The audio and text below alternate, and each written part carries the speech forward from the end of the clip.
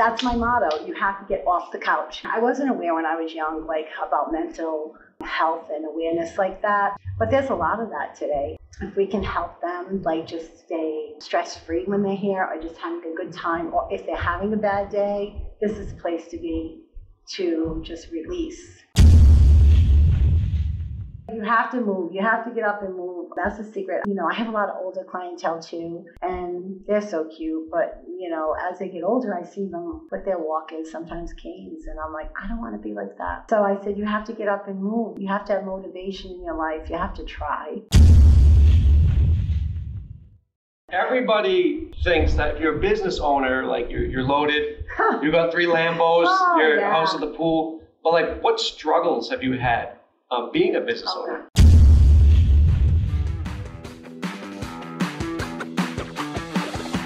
So Maria, welcome to Becoming a Better You podcast.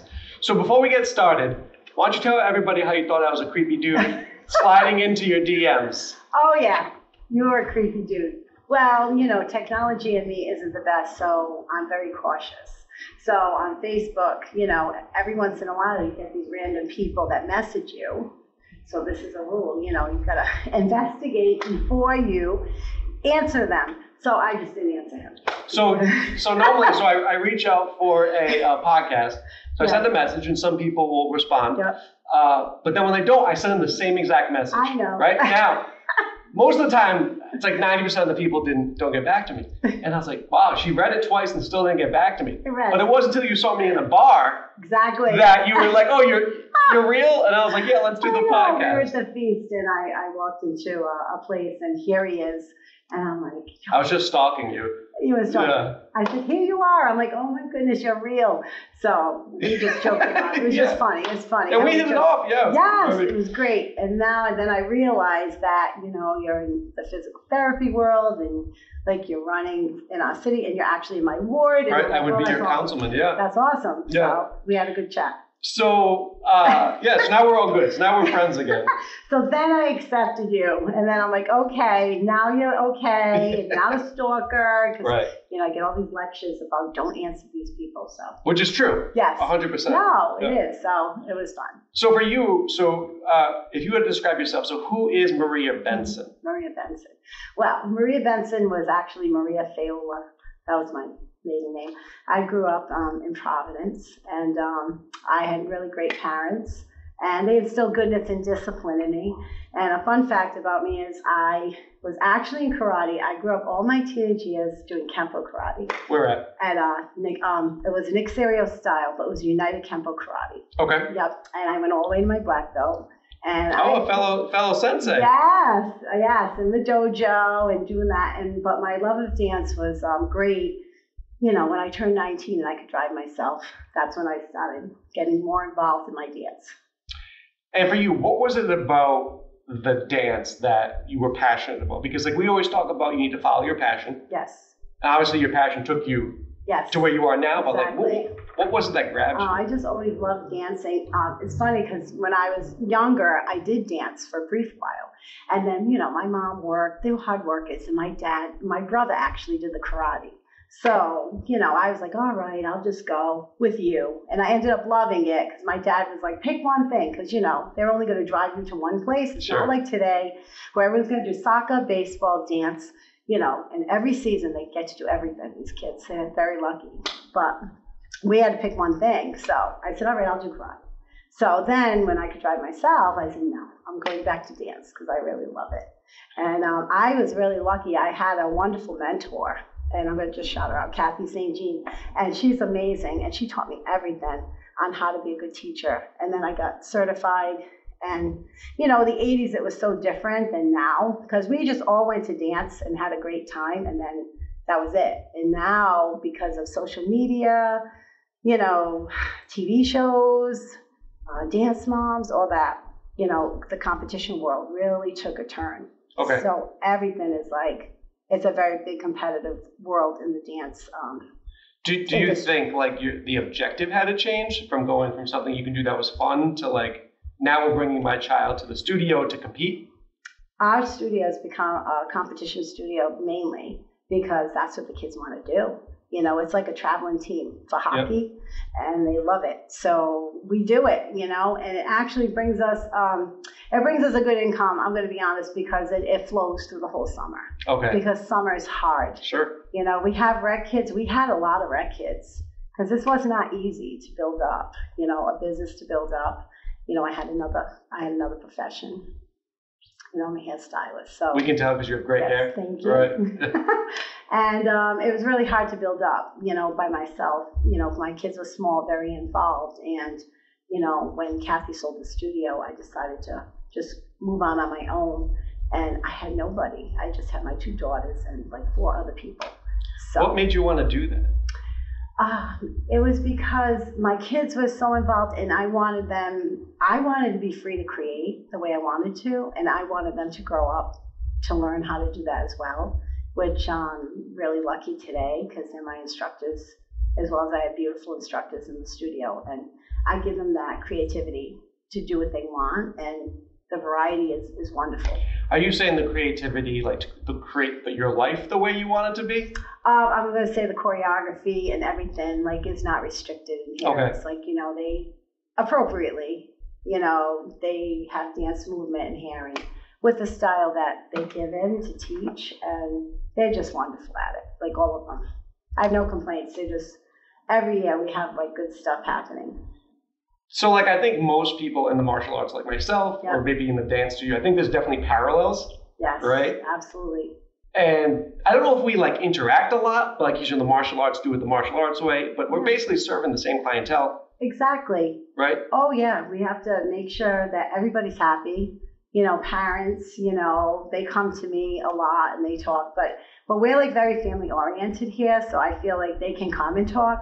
And it's funny because, when, not everyone agrees, right? Sure. So, you're going to have some, I'm not going to say arguments, but, some things, confrontational things, and we hash it out and then it's over, which is great. I like that. Yeah, it's like just get it over. People can come to us and talk, which is good. And whether they're mad, whether they're happy, anything with us. And I feel that, that they can really get it off, what they need from us, So you talked about how you had a mentor. Yes. And yourself and your daughters and your training team are mentors for the children that are here. And the young teens, right? Oh, yes. Or teenagers, I should say. How important do you feel that it is to have a mentor, especially for a child? In this day and age, I think super important because, society changes and the kids change because of society. So if you have, there's got to be some goodness around that you've got to instill in them, so they can grow to be successful, right? And I tell the kids all the time, it's like, you're probably never going to dance again. This is not going to be your career, but you're learning so many lessons, Sure. So many lessons here. And I feel like it's a safe place that they can talk to us. We're like that third party, that neutral party that, you're like, oh, it's safe to say anything in here, within reason, of course, but the kids are wonderful and they make any bad day better. Especially for us, right? Yes. I don't. Yeah. People won't understand unless you're in our position. Right. That how your clients or your patients, whatever you're doing, they bring a lot of joy to us and uplift us. So much joy. And inspire us, right? Exactly. And I heard that, when we talk about adults, but probably even kids, you have your home, you have your work or school. Yes. And then you need that third place where you can recharge, right? And for you and for your clients, it's the dance studio. For us, it's the martial arts or the kickboxing school. What values, because we do this in our self-defense school, what values are you trying to teach the children here, right? Like discipline, hard work. Exactly. We try to just keep them to say, give them the confidence. So when they get out in the world, they're going to get a job and they're going to be confident to talk and they're going to be confident to, express themselves and not be shy and just not be antisocial. Yeah. Because the media is hard today. Like everybody's in their phone. Everybody's in their phone. And they would rather be in their phone than talking or even picking up the phone or even like to order a pizza. They don't even do that anymore. They're online going, we're going to order it. It's coming. It's online. They don't even interact with anybody. I might have done that yesterday myself. Did you do that? But do you think that, and I think yes, that's where technology goes, right? It does. I mean, we're all doing it. We're all doing it. I do it. I'm going to admit I do it sometimes. But I think the difference is that we were in a time where you had to talk face to face. So like having a sit down conversation like this is way more stimulating for me than being on like a Zoom. Me too. But the children coming up today, the teenagers, they might be so uncomfortable doing this. They might. Oh, absolutely. But I have to say, like a lot of the kids, when you dance and when you're out there and you're on the stage and you're performing, and then we have like titles too, like this, like the kids go up to titles where they have to actually speak. Okay. So that helps them learn and grow on how to interact and speak well in front of people. Because that's the hardest thing for me as well. When I'm at the recital, I need my notes and I need because I'll forget. Sometimes you're out there and you just forget. Do you think that it's important for your mentor, for your children, everybody, probably in the city of Cranston, to sometimes see a coach or a mentor be a little bit vulnerable? I think so. Yes, of course. I mean, no one's perfect.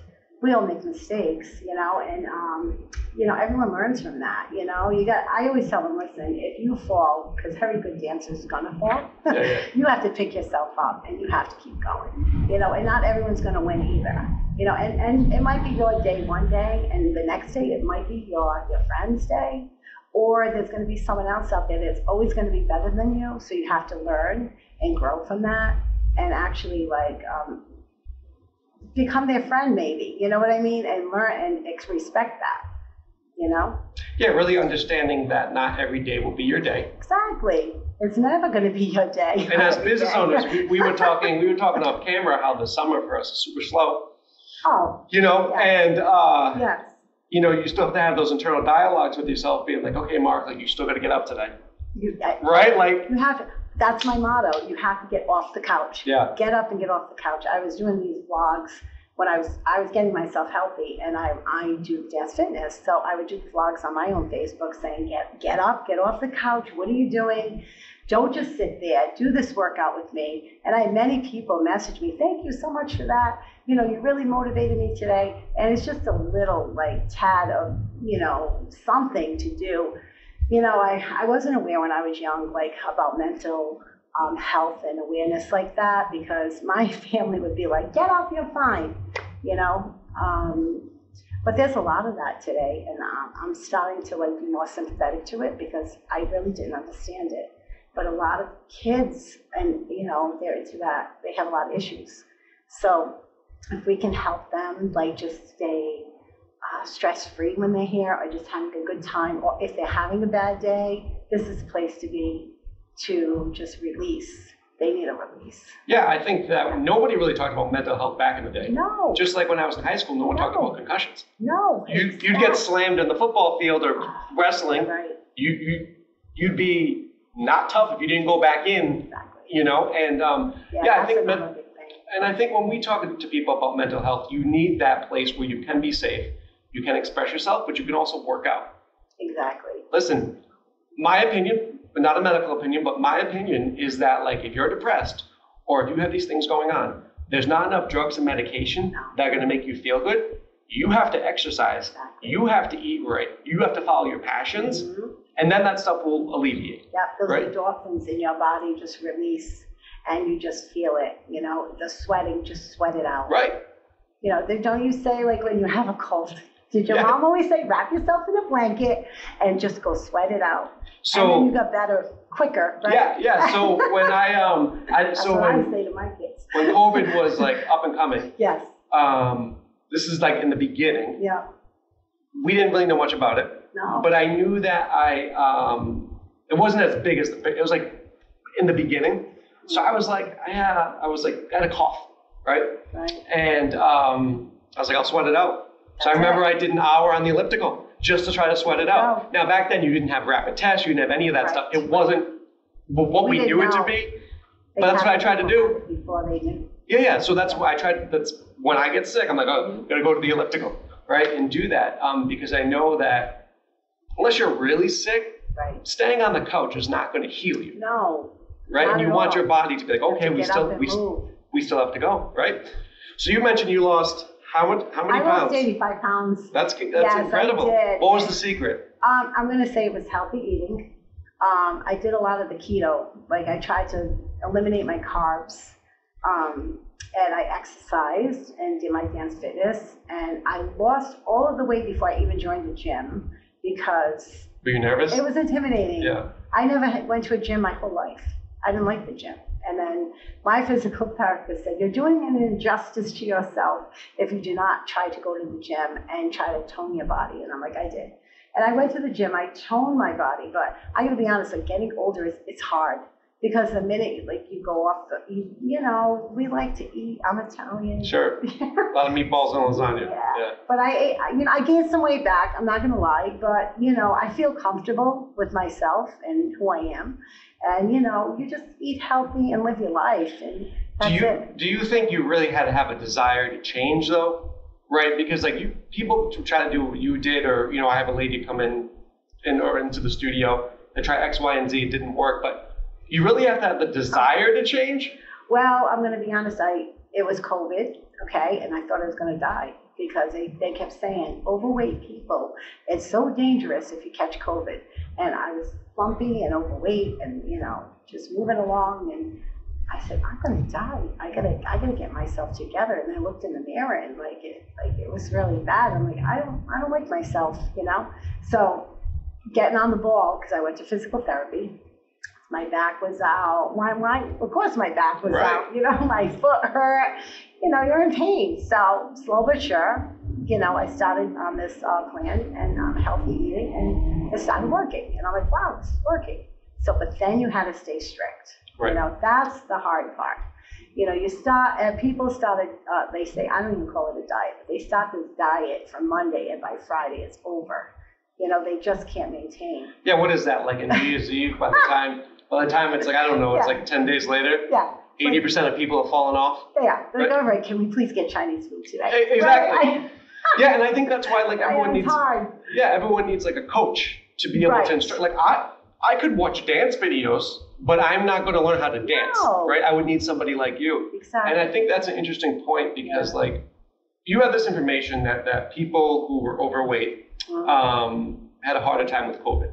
All right. Yes. Well, now you have a decision point to make. Exactly. You can either be somber about that and just lay on the couch and be like, well, let me enjoy the rest of my days. Right. Or you can be like, hey, I should get myself fit. And everyone has that decision point about everything. Exactly. Right? Where you have to kind of weigh the pros and cons, but then take massive action to get you there. Exactly. Right?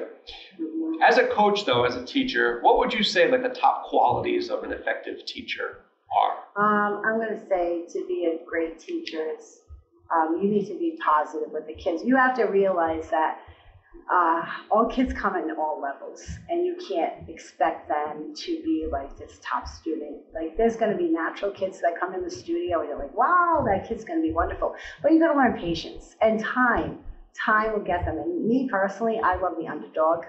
I love the kid who can't do anything, and then all of a sudden they get it, and that's so rewarding to me. And then I said, wow, I taught that, and then they finally progress and grow to be a wonderful dancer. I'd rather have those kids. Well, I think somebody who has something innately doesn't appreciate it as much, right. But somebody who took the time to be learn it and spent more time, exactly. You have a stronger foundation. Right. And the kids have to realize that not everyone's the same. We have kids that are super flexible, and you have kids that they can't reach their toes, and it's just their body structures. It's you can't change it. There's other things you can do with them to make them look wonderful. Right. There's going to be good turners, then there's going to be good leapers, then there's going to be those kids that can really move. There's those hip hoppers that got the groove. Then you got those kids that got the adorable smile and they know how to perform. And to me, that would be the one. Yeah, I think that's where the coach has to be this is what I can bring out in you. Right. And I feel that if you don't have the right desire to help people, then you won't care. You'll just do whatever. Exactly. Even in PT, if you care about your patients, you're looking at Maria, you'd be like, okay, but if you don't care, you're like, everyone with back pain gets the same thing. Right. Do your hamstring stretch, go on the bike. And it's hard with kids too. It's because they get help too. It's we can only do so much. Right. And then guess what? I tell them all the time, I'm like, I can't jump in your body. I said, you have to do this. It's all you out there. And it's so funny because, you teach them choreography, and we've had a couple of kids that go out there and they forget, because what are you going to do, right? But the best thing about them is that they know how to improv, and they went out there and they did this whole other thing, and they came off the stage. I'm like, you did beautiful. It's just funny because, But don't you think that's a parallel to life? Yes. Like, you think life's going to go one way. Oh, absolutely. And then you almost have to improvise. That's a perfect thing, because you have this plan in life. And I can just tell you 100% it's not going to go that way. Yeah. I have so many people and this generation, they plan, and even I'm going to say everybody, has to plan now all the way to next year. We have to be booked. We have to be booked out, and everything has to be planned, and we need the money down, and we got to have those deposits in, and we got to hurry up, and it's already sold out, our competitions and all this. And I'm like, but why? I'm like, why do we have to rush? Because then sometimes we get there and the plan changes. Yeah. I had a kid last year that, she broke her foot. It's wonderful. So now 2 weeks before comp, what do? Oh my God, the plan's changed. Yeah. Boom. It's we got to move. So you're going to learn how to adapt. I try to teach my kids too. They're really good at that. I have this young team. They're so cute, and I have them this year for jazz, and they know how to adapt. If we have to switch something up, they already have the idea, and I love that.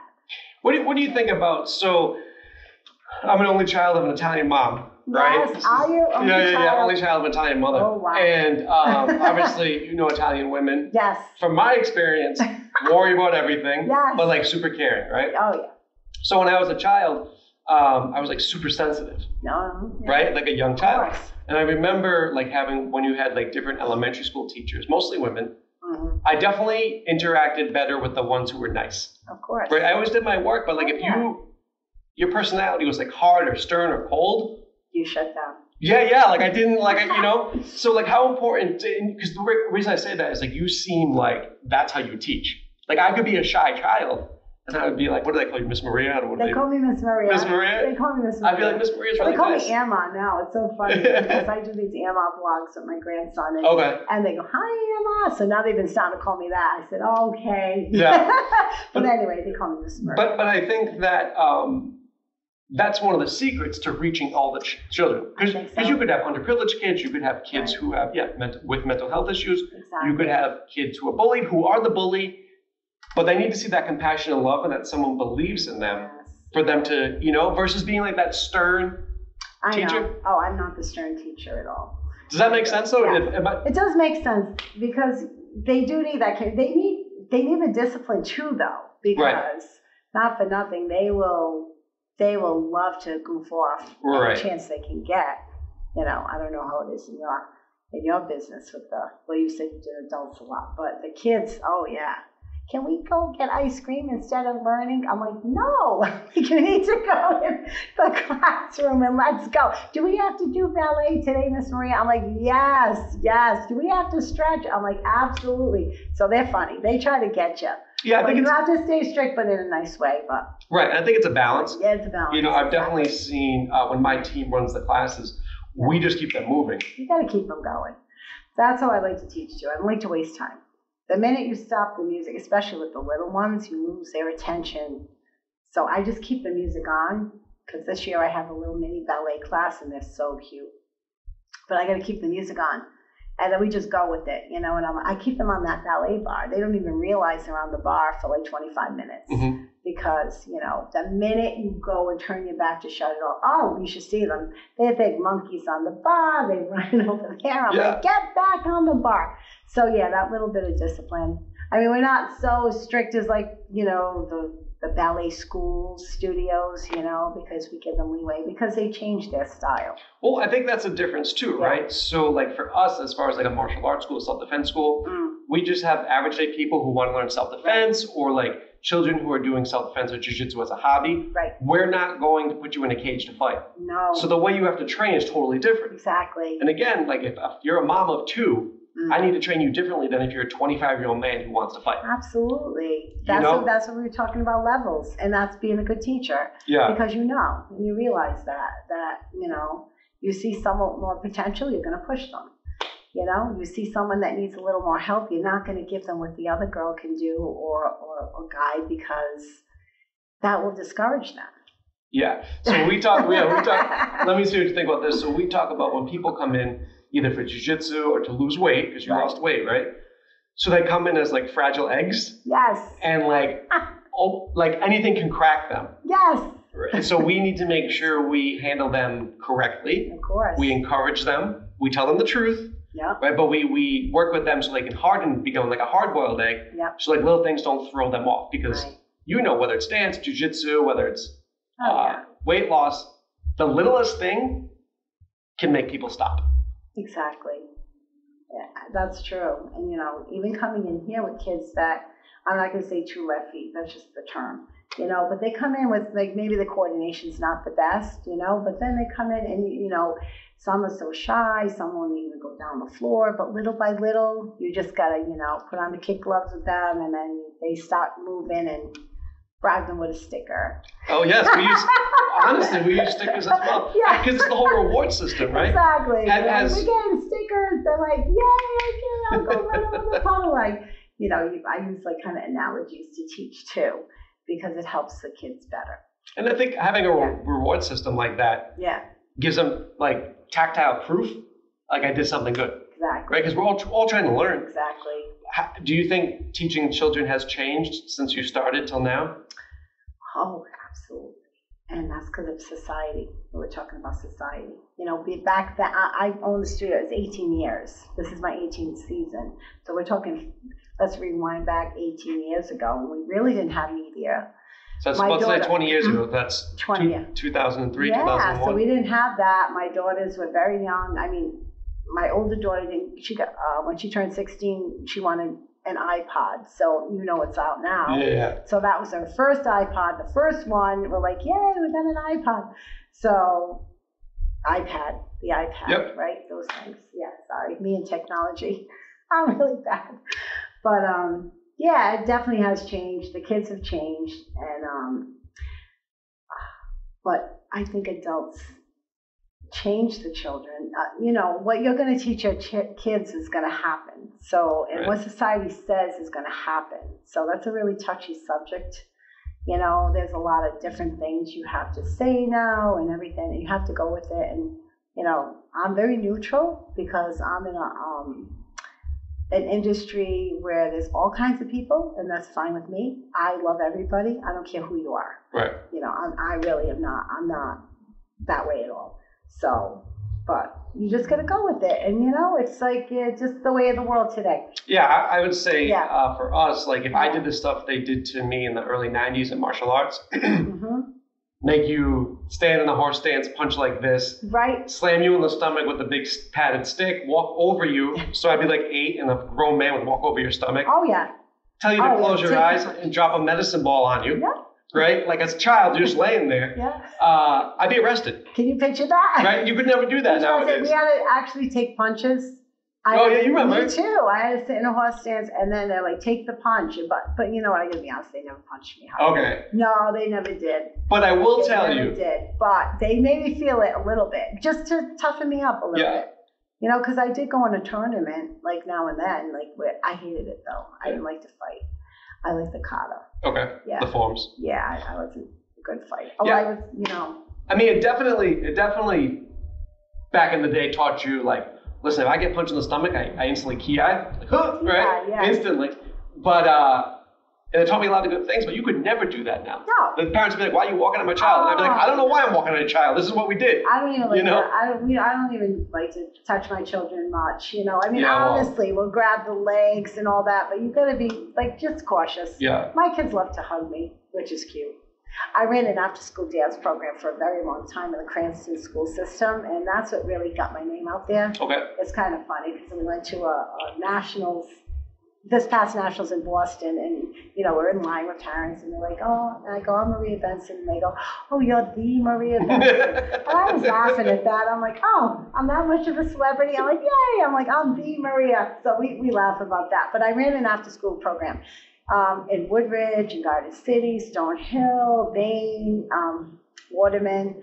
So I really got my name out there, which was really nice, you know, and So a lot of people in Cranston know me. Of course. Yes. Yeah. So which is nice. So talk to me about being like a business owner, because everybody thinks that if you're a business owner, like you're loaded, you got 3 Lambos, your house at the pool. But like, what struggles have you had being a business owner? Gosh, many struggles. I own 2 businesses.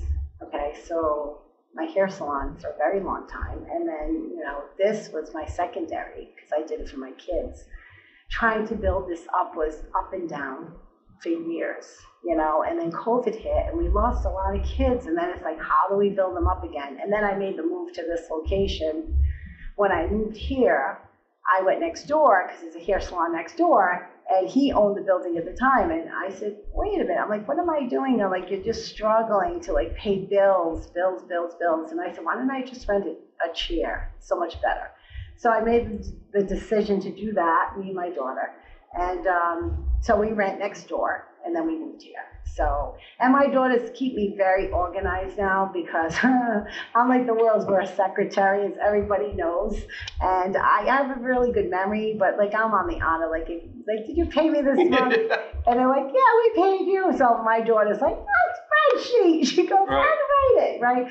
So anyway, they're really good as they grew up. They're helping me in my business end of it. So they basically run all that now, which is a lot of stress off me. So the business end now is like, it's small, and I feel it's small because, I have my other business. It's so hard to focus on too. Sure.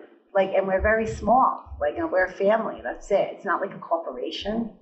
I don't run things like a corporation. We're just very family oriented here.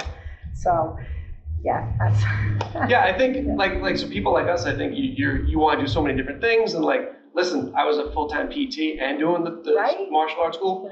I was like, this is too much. You got to make decisions. Right? So the decisions I've made, like after COVID, and it's changed everybody's world. I think, I think it's better. I'm happier. So let's put it that way. I'm happier.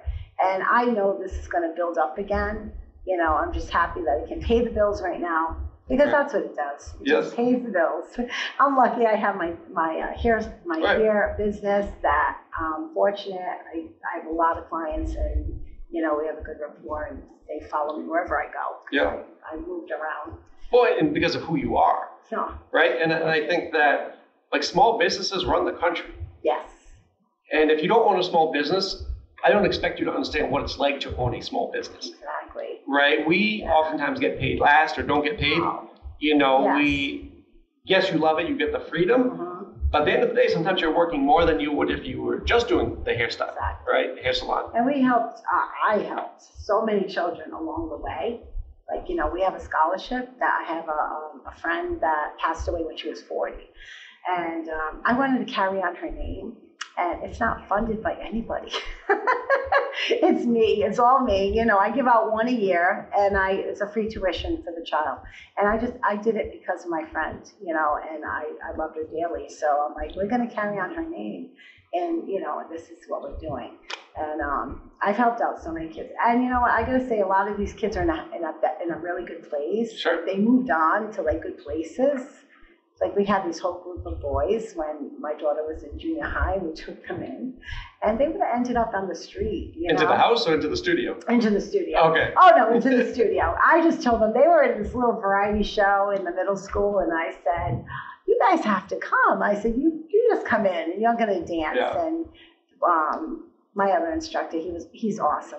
He's been with me so long. He took them like right under his wing, and they learned choreography, and they won, and my daughter did a duet with one of them. It was amazing, and they're all good today. Like one's graduated from college, the other one I think went in the military, the other one has a great job. So these kids are safe. That's my main goal, and they would have ended up somewhere else. You know what I mean? Not in a good place. Now you seem a lot like me with teaching. How many times do these children come back to you when they're older and come visit you? Probably a lot. Well, my door's always open. Yeah. Life goes on for everybody. Except if you go in your DMs, then you think they're creepy. But other than that, it's all good. But I'm Facebook friends with a lot of them, Yeah. and it's funny because I taught so many children, so some of them grow up and I don't recognize them, but they know me still. So you'll see them out in the market, even out in the places that I met you, Right. and they call me out, and I'm like, who are you? And then they tell me. Yeah. But, there's genuine kids that stay with you all the way from 3 all the way to 18. And those are the kids that, are your core kids, for life that, you just wish them well. And we actually have some kids that we train, and now we have a couple that are teachers. Okay. Nice. Yeah, so I like that. You're in-house training these kids. You train them, so they're going to be training others successfully. And they know the culture. Yes, and you don't have to be on them or watch them. You can trust them. And that's a big thing with me, trust. I can trust everybody in here. It's just wonderful. They're all trustworthy. Do you feel like your clients have benefited more from being here, or you've benefited more from them being here? I don't know. Probably both. Yeah. People come and go. I'm not going to say I please everybody. Right, of course. You can't do that. There's some people that are coming, now I didn't like it, or they love me, I think the students benefit here because of our instructors and how much we love them. And we take the time, maybe because it's smaller, I don't know. It's I could handle 500 kids, because I know studios that have that, and God bless them. I'm really happy for them. But I don't know personally if I could handle. Right. At the end of the day, the business is there to make you happy. Exactly. Right? Right. Because there's no point in running a business if it's not going to make you happy. If it gets too much. Because sometimes it can get too much when it's small. Yeah. Because you don't know. It's we're hoping this season goes well. Like I said, I never predict what is going to happen, because it's not going to happen that way. And it's being adaptable. Right. You just got to adapt. And that's why my children, they're funny. They go, Mom, does anything bother you? I'm like, well, it does, but what are you going to do about it? Yeah. Right? You can't be worrying 24/7 about stuff. You just have to pick yourself up, and if something happens, you just think of a solution for something else. What are we going to do? Yeah, I think that's a good point. I think when you have that contrast with those problems, you can think about it, but then think about the solution that you want. Right. So you're more solution focused, because if you focus on the problem without that positivity, it's no good, right? It's just going to make you with a capital D. There you go. And so, I can't stand it. And you were telling me that you have good relations with the other dance studios around here. It's do. Not like a competition. No, I make friends with everybody. When we go to the studio, when we go competition studios, they're fun. I have a good time. And my kids, they have a blast. And I told them, you make sure you make friends. You make sure you wish them good luck. Whatever level they are. And, they made lifelong friends right now with these kids. I have one student that actually is traveling she's in California for 2 weeks at a convention. Because I love that. Conventions are important to us, because I think that's where you really learn. And they're learning, and I always encourage that. I say, don't just stop here. Or if you can learn someone else, do it. I don't restrict them. Yeah. It's I don't say, oh, no, you can't go to that class. Don't go take that class. Why? It's you're going to learn and grow from somebody. It's not like they're going to leave me. It's they go take the class. They come back. Bring me something. That's great. Yeah. And then were you always like that? I was, you know what? Yes, I was. Because when I started my studio, like I said, I wanted to be creative, and I never restricted. Okay. A lot of the kids didn't know. Now that, like I said, times have changed, because conventions now come in more, competitions have come in more. So they branch out a little bit, and it's okay. It's it's great. We make it mandatory now. We make a mandatory convention, because they get expensive too. So, we try to make one mandatory convention, and if they want to go to more, that's great. And even our competitions, we set our season, but if you want to go to more, you can. We have optionals that you definitely can do. It's all up to what everyone can afford, And so the whole purpose being growth of the child. Yeah, it makes them learn. What's your favorite style of dance? My favorite style of dance. Oh, that's funny. Well, I'm the jazz teacher. Okay. I love jazz, but I don't mind hip hop. I think hip hop's fun. But I could teach all the styles, really. I was trained in all the styles, which is great. Everyone has their specialty. It's my older daughter, she's a ballet. She's the ballet teacher. And then, I have an excellent tap teacher. She's wonderful at tap. And then my younger daughter loves the contemporary, but she's hip hop. And of course, my male teacher, he can only do hip hop. Okay. He does it. Oh, he's great though. He's awesome. And yeah, the kids, and then I do the jazz or whatever. So it's a very well-rounded group, but we can switch it up. So if we had to do another style, we can do it. Okay. Which is great. Yeah, so I love that. How do you fit it all on the schedule? How do we fit it? Yeah. Oh, that's a really tough thing. That was a really fun thing to do, but I don't make the schedule up myself anymore because it's a big puzzle. It depends because I have a lot of kids that want to do a lot of things. Like after a year on the team, now you have a free reign. Like if you want to do a solo, if you want to do a duet with somebody. So we kind of fit in. We had to shorten some time frames, but it all fit in because, you can only teach so many hours. Sure. Like you can't tell them to come in during the day because they're all in school. Yeah. So you figure from 4 and you have to get them home because they need to do their homework. So that's an interesting point. I think everyone I've ever dated seriously, they're always surprised that I'm getting home at 8:30 at night. Yeah. Right, they're done at 5 with their 9 to 5 or whatever, and like we're not home as teachers because we are servicing children or like adults after work. I've never been home at 5 o'clock. What time do you eat dinner normally? Because I eat at like 8:30 every night. Well, see, I had to change that because that was my schedule. That's how I kept gaining weight because you finish, you're so tired, and then 8:30 you're making just this eat big whatever. meal, and like they just let me binge on stuff. So I try really hard to take the 4 or 5 o'clock break to eat. Okay. Eat more frequently anyway, because during the day, like you got to pack your good snacks, pack your pumpkin seeds and, pack your beef jerky, like things I would never buy. But you have to now because that keeps my metabolism moving. Right. Did you use any like protein shakes or anything when you were losing the weight? I don't like protein shakes. Okay. I know people say, you got to do the protein shakes. I'm just not a fan of it. I'm a food lover, so I'd rather eat something, that's going to satisfy me. Sure. And then drink my green tea or just water, really, because I don't drink anything else. Mm-hmm. What are you passionate about nowadays? What am I passionate about? Well, I'm really passionate about my business still, running well. I'm passionate about just life in general. I feel like life's so short. And you really have to enjoy your moment when you get it. And I try to tell everyone that, and as I get older, I learn more about it. What have you learned? I learned so much. I'm still learning, I know it's like you have to move. You have to get up and move. That's the secret. I have a lot of older clientele too, and they're so cute. But, as they get older, I see them with their walkers, sometimes canes. And I'm like, I don't want to be like that. Mm-hmm. So I said, you have to get up and move, you have to have motivation in your life. You have to try, you have to just, just keep going, get off that couch. Yeah. Movement, right? Movement is medicine. Movement is medicine. Yeah. That's a good thing to say. Absolutely. Yeah, I think that. Movement is medicine. And as obviously a hairdresser, you have a lot of clientele, a lot of perms. Oh, it's funny. The younger kids get them now, right? They get them now. Boys like the perms these days. They love that do, and I've done a few, and they're adorable, and they look great. So I'm like, I'm getting this little boy clientele. This is great.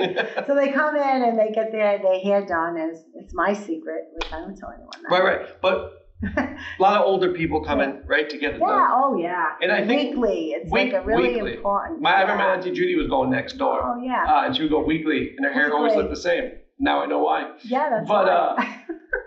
But the whole thing is like when you see somebody who's in their 60s, 70s, and 80s, it makes a huge difference what they did in their 30s, 40s, and 50s. Oh, yeah. To what happens later in life. Exactly. And I see it. I see how people can slow down, and it's, I hope I don't, I might, I don't know. You can't fear the future either. That's a good point. That's another thing. It's like you can't fear what's going to happen because you just got to roll with it. And if you have that good attitude and the main thing is making yourself happy. If something in your life is not making you happy, you have to change it. Yeah. You have to make that change. And that's scary because a lot of people are like really caught up in their life and they don't want to leave maybe their things. You know what I mean? They're very secure. And it's hard if you're not happy, but I think you got to be risky sometimes. Yeah, I think if you like the purpose of life is to be happy and to grow. Mm-hmm. And sometimes we outgrow our circumstances. Right. And we're no longer happy. Exactly. Right. And I feel that, well, okay, then you have to have a discussion with yourself and be like, do I value the security over being happy? I know. Which I'm not happy anyway. Right. So does the security even matter? Exactly. Right. It's difficult because the world is so, about you need money. You need money to do everything, so but how does that really make you so happy? I don't know. But how many people sacrifice their life for money? Exactly. And you see it a lot too. If everyone's working and you're working a job you don't like, it's more probable than not you're going to get sick anyway. Because you're not happy, you're stressed out, stuff like that. And then you're just going to end up spending the money you made working all those extra hours on your health care. I know. So I'm just going to say that maybe if you have a job that is not like your passion job, because that's hard too. Like, how can you pick, say you draw, you're an artist, how can you, okay, I'm going to become an artist. And then what? Like, how are you going to make money being an artist? It's really hard, but some people will do that and be passionate about it.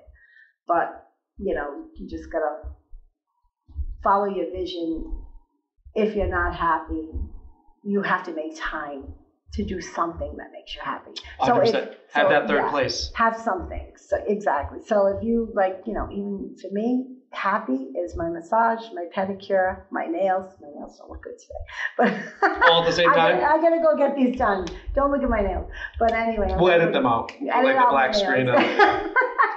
But I just enjoy those things, right? So that's something personal that I try to tell people. Get personal or something that's going to make you happy, or a hobby that's going to make you happy, like your jiu-jitsu, like dancing, like go box it out, like anything, anything that's going to make you happy. You have to try. Yeah, and I think we tell people when they come in for consultations with me, if you're not happy, you have to take massive action to get happy. You don't keep doing the same thing you've been doing the whole time, right? And just wake up one day and be like, I'm good. I know. Right? It's not. Something has to change. You're not good. Like your spirit will be broken in time and you're not gonna in the long run. This is when the mental health will kick in and then everyone's gonna be on meds and you're not gonna feel good. You're not gonna want to get out of bed. And that's not a good place. And once we know too, like once you're on meds, it usually leads to more medication. Right. Right. If you're on one med, you have to take another med to counteract the side effects of that med. And then you gain weight. Yep. And now you're on the cycle, right? And what usually solves that cycle? Exercise, right? Eating better, doing stuff that refills your cup that you're passionate about, right? And I'm not totally against medicine. I'm not saying that because people need meds sometimes, and they really do to stay balanced, and that's fine. But just too much of it isn't a good thing. So you gotta offset that. Yep, take your meds, whatever you have to do. But then as your doctor prescribed. Right. But then do something to make yourself go home and feel satisfied about what you did or how you accomplished something. Yeah. Do you think it's important for people to have goals in life? I think it's great to have goals. Like I've always had goals. I don't know if they're all gonna be met because again, you don't know what's gonna happen. But we have goals to I want to go to Italy. Right. Right? And I think working towards the goal is more important than achieving the goal. Exactly. Because we talked about not knowing what's going to happen. Well, you could want to go to Italy. You're working towards this goal, and then that turns into a cruise of Italy, Greece, Spain. You know what I'm saying? And that was the bigger goal. I think if you stay happy and you just go with the flow. Mm-hmm. But don't get discouraged if it doesn't go exactly the way you want it to. You can't be discouraged because it might just happen, and I will definitely get to Italy. You will? Oh, absolutely. I definitely will. I'm going to do a lot of things. Like I'm 57 now, so I don't feel it, which is great. A lot of people say I don't look it, so I don't know. I might and not. I started taking. You don't, just so you know. Collagen. The collagen's working. Collagen's working. I did a few things. I'm like, let me do collagen. I'm like, let me take some collagen. Maybe that's going to work. So plugging the collagen. So we're 57. Yes. What would you say to the viewers or to your children that is the biggest life lesson that you have learned? My life lessons. Oh my. You can give more than one if you like something that you think is really important, or maybe for your children that You want them to know. Yeah, I'm going to say in the end, it's all about yourself, and not to be selfish. That's not what I mean. I mean, it's like in the end, it's you. So what anybody ever teaches you in life, whatever you're going in life, whatever you do, whether you're married, whether you're not, whatever, in the end, it's you. Like, and you have to learn to be independent. You have to learn to take care of yourself. Trust yourself. You have to trust yourself. You have to learn that, that's going to be the most satisfying thing in the end. It's going to be like what you did. And you might have regrets. I'm not going to say that. You probably, or you might not, but you want to go with the fact that you tried, and some things are going to work out, some things are not. But in the end, like, at least because, life in the end is just you. Yeah. It's just you. Yeah, everybody, whether or not, like, whether people are with you or not, like, the last breath you take is by yourself. Yes. And right? in the chapter of your life, I believe everyone has a chapter, like many chapters, and they're interesting, Everyone has interesting chapters. I tell my clients are so cute. I have one that goes, and what happened this week? I said, all right, this chapter. So we have chapters. And I said, you're going to be my ghostwriter and write my story, because I have interesting chapters. Every week things happen. Yeah, and I think that, like, because you're talking about the older clients and the right? They love it. But and one of the things about getting older is that your perspective changes. Right now, I know none of us really like getting older, but like when you see someone who's 75 or 80, the way they are thinking is totally different than somebody who's 50, who's 40, who's 30, right? And so I think there's a lot to learn from people who are 75, 80. It's also funny because they still want to look good, right? They do. Yeah, so you would think that they wouldn't, but they do. I value their opinion greatly. Yeah, it's just the wisdom. Yep. And even when I was going through good and bad times, it's like they're always there to listen, and they had like surprisingly like good results, things that I wouldn't think that they would approve of. You know what I mean? When you tell them things and they're like, oh, that's great. It's just funny because I'm like, oh, okay. Because you're thinking from an older point of view, because you don't know how their life went, when they were younger. Yeah. And they understand more because they're so much older now, and they're telling you that that's fine, and, or that's not fine, or at least they're telling you honesty. They have honesty with you, which I love. I love that. Yeah, I think transparency is always kind of like the best way to go about things. So if someone's watching this and they don't have a passion, their life isn't where they want to be, they're 80 pounds overweight, what is Maria Benson as the coach, as the teacher, as the mom, as the woman with fabulous hair? What do you tell them? Like, how do they change their life? Geez. I'm just gonna say Maria Benson is gonna say you just need to keep going. You need to get off the couch. You need to be a little driven. You need to push yourself. That's my motto. I've always told my children that. They're really hard workers because of it. Their mentality is, positive, and they know they got to get up and move. And that's it. I think you'll be more rewarding for yourself. Like, you'll be happy with yourself. And then if you can't do that, it's like, you got to seek out like someone to help you. Like a coach or a mentor. Yeah, absolutely. Because then, you just don't want your life to go by. I see so many people, like, minutes are going by because this is what's happening. Yeah. Like, try to put your phone down too, like a little bit. Like, at least when you're going out. I know my kids are going to yell at me about this. They're like, Mom, you're always looking at your phone. But not really. I try like to be conscious about, like, when I'm with my friends or something, I put my phone down either way, and I just want to interact with them. I really don't want to look at my phone. Do you think after COVID, like, people definitely wanted more human interaction? One of my buddies, one of my clients, he was talking about, because he's in technology, IT, and he was like, Marc, make sure you don't lose the human connection. Because we can have all this technology, but at the end of the day, it's really the human connection that nourishes us. I mean, going on Facebook doesn't really nourish me. No. I might get a dopamine spike from the little bell. Well, like, other than that, like, it's not like, oh, I feel great now. You just see what everyone's doing. Yeah, which isn't true. They're doing. Yeah, which isn't true, because, like, everyone posts the best things anyway. They do. Like, it always looks like you're having a great time. I'm like, no, it's my friend that took a picture of us. You're always on the yacht. Of course I want to look good in it. And now with filters and all this stuff, like you can't even tell who's who. Amazing. I'm like, it's great. So tell me, so how do they sign up for the studio? What do you offer? Oh, yes. So we offer preschool through seniors, being 18 years old. Okay. And I actually have a dance fitness class for adults. Nice. Which is nice. Is that like Zumba or is that like a... It's my own dance fitness class. It's a very low impact, and you learn dance steps through it. We work the whole hour. I actually do weights with it too. And they love it because they sweat. You're still sweating. Right. You're still burning. We work every part of the body. I did some blogs on it on my Facebook, so people can go back and look at it. But we got a website, phone number? I do. My phone number is 490-2918. So the studio here is 8 Budlong Road in Cranston. We just moved here last year. And we start in the fall with our rec children. Okay. So we're going to try to promote that more. We usually start like the day after the Labor Day. We use that the Tuesday, because we give those kids the summer off. And then our comp team knows. We actually have a band app, which is very helpful. Okay. So we put that in, so many of our people can just read that as we post something. So it saves a lot of pen and paper work. Sure. And they can read it anytime they want. So we do that with them. I do a lot of phone calls, try to call. I don't know, this year I might do some postcards out. The stadium over there, not the stadium, it's the Cranston, it is a stadium, right? The Cranston Stadium? Yeah, over there.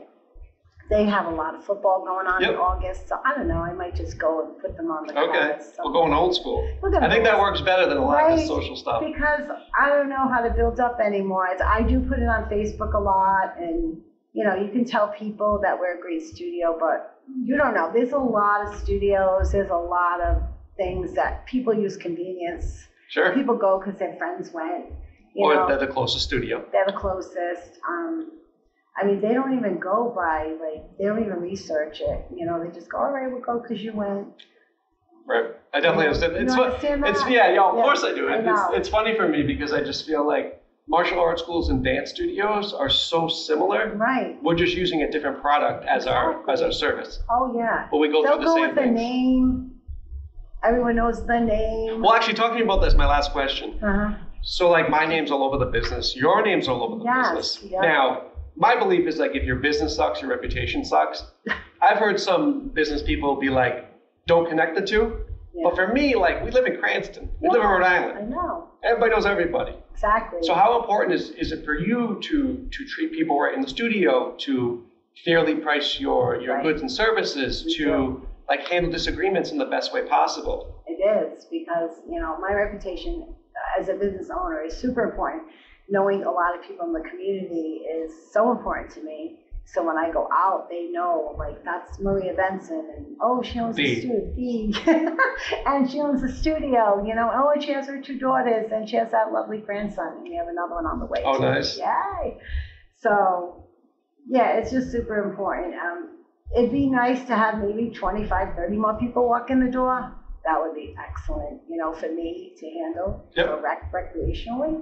And then we move on. Most of the kids who dance rec here want to be on the team after. Okay. So it's great. So now we have this little team. They're so adorable. And now they're moving to be competition level.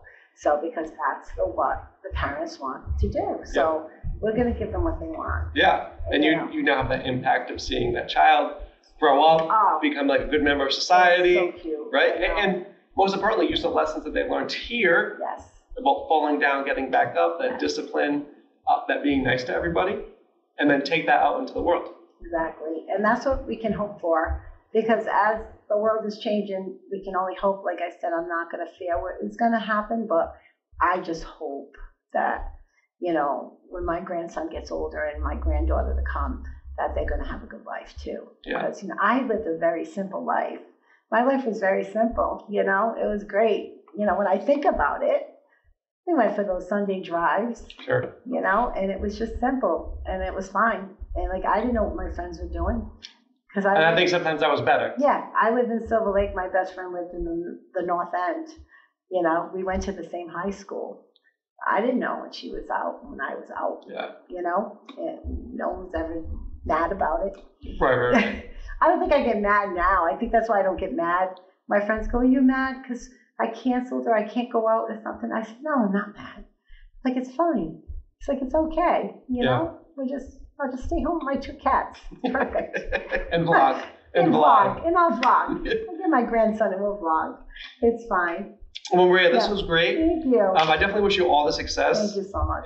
It's good that you don't think I'm creepy anymore. No. We're actually very much more alike than we would think, right? Isn't that crazy? Just the way we teach, how our hair is amazing. You do have amazing hair. I appreciate it. It's all real, too. It's nice. But Try that? What? Tresemme. Oh, yeah. Tresemme. I'm more like the 80s. I just spray everything. Don't laugh. I use Tresemme, too, the gel. And now we're going to Tresemme gel. That's the only thing I've used in my hair forever. I'm afraid if I put gel in it, it'll come out. So I just spray it in. But thank you for this. Thank you so much. Hello, my name is Dr. Marc Bochner. Don't forget to check out my new book, Pug Learns to Believe. Hey guys, Dr. Marc here. Now I know a lot of you want to know how we get all these amazing results with our clients, and it comes down to 3 things. The first is fun fitness classes that burn a lot of calories. 2 is giving you an accountability coach to make sure you stay on track and get the best results. And 3 is the nutrition. Included in the nutrition is our food supplements. So we pair with Prestige Labs because I feel they are the best, they have integrity, and they get great results. These are actually the supplements that I take as well. Here's the awesome part. By clicking the link below, you can save 40% off the retail price. So you need that link to actually save 40%.